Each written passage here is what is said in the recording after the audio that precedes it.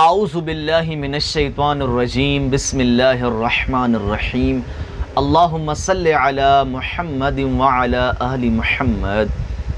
عزیزان گرامی قدر، محترم بھائیوں اور دوستوں،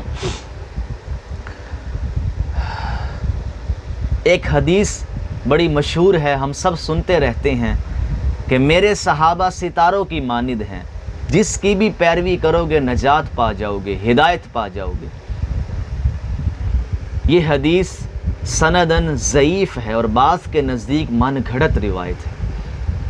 حدیث کو چیک کرنے کا جو اصول ہے، علوم الحدیث کی بحث ہے کہ راویوں کو دیکھا جاتا ہے، راویوں کے حالات پر بحث کی جاتی ہے، کون سا راوی صحیح ہے، کون سا راوی صحیح نہیں ہے، کون سا راوی ضعیف ہے، کس کے حافظے میں مسئلہ ہے، یہ ساری باتیں دیکھی جاتی ہیں۔ اب اس روایت میں کیا سقم ہے، کیا مسئلہ ہے، وہ آپ کی خدمت میں پیش کرتا ہوں۔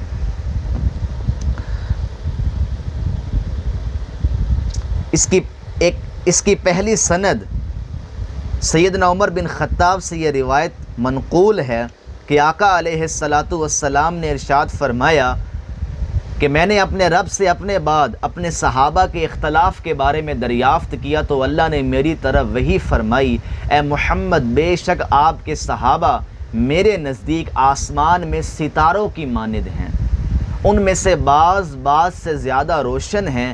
جس اختلاف پر وہ تھے، کسی شخص نے اس میں کسی چیز کو بھی اپنا لیا تو وہ میرے نزدیک ہدایت پر ہے۔ اس کی سند میں ایک شخص عبد الرحیم بن زید ہے۔ امام ذہبی لکھتے ہیں یحییٰ بن معین نے فرمایا یہ کذاب راوی ہے۔ یحییٰ بن معین نے کہا یہ کذاب ہے۔ یہ حدیث ایک اور شخص زید بن الحواری سے بھی منقول ہے۔ امام ذہبی اس کے حالات میں یہ حدیث لائے اور آخر میں فرمایا فَهُوَ باطل، یہ باطل ہے۔ ایک اور سند کے ساتھ یہ حدیث حضرت ابو ہریرہ سے مروی ہے کہ آقا علیہ السلام نے فرمایا میرے صحابہ کی مثال ستاروں کی مانند ہے، جس شخص نے ان میں سے کسی چیز کی اقتداء کی تو وہ ہدایت پا گیا۔ اب اس روایت کی سند میں ایک شخص جعفر بن عبد الواحد ہے۔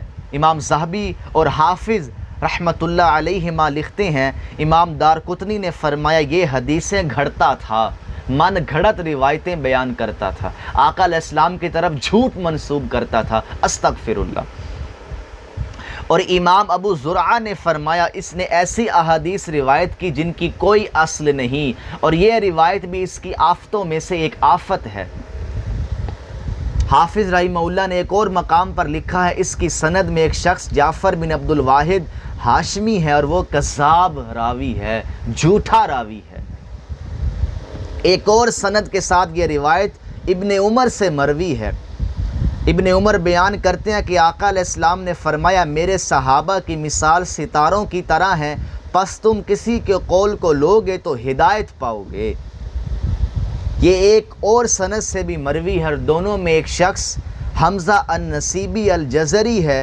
امام ابن عدی فرماتے ہیں یہ حدیثیں گھڑتا تھا۔ یحییٰ بن معین فرماتے ہیں حمزہ جزری، یہ حمزہ بن ابو حمزہ النصیبی ہے، یہ ایک پیسہ کے برابر بھی نہیں، ایک ٹکے کا بھی نہیں ہے عام زبان میں۔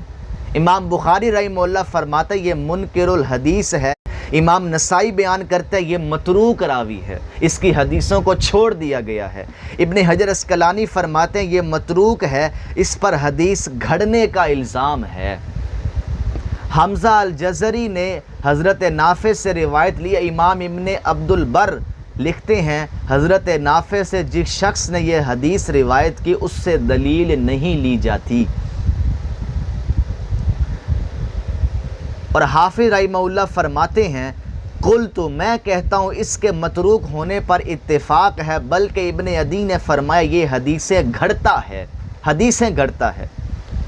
اب قاضی شوکانی جو اہل حدیث غیر مقلد کے ایک بہت بڑے عالم ہیں، وہ لکھتے ہیں یہ حدیث رسول اللہ سے صحیح سند سے ثابت ہی نہیں ہے، جیسا کہ محدثین کو معلوم ہے، پس ان کا اس پر اتفاق ہے کہ یہ حدیث ثابت ہی نہیں ہے۔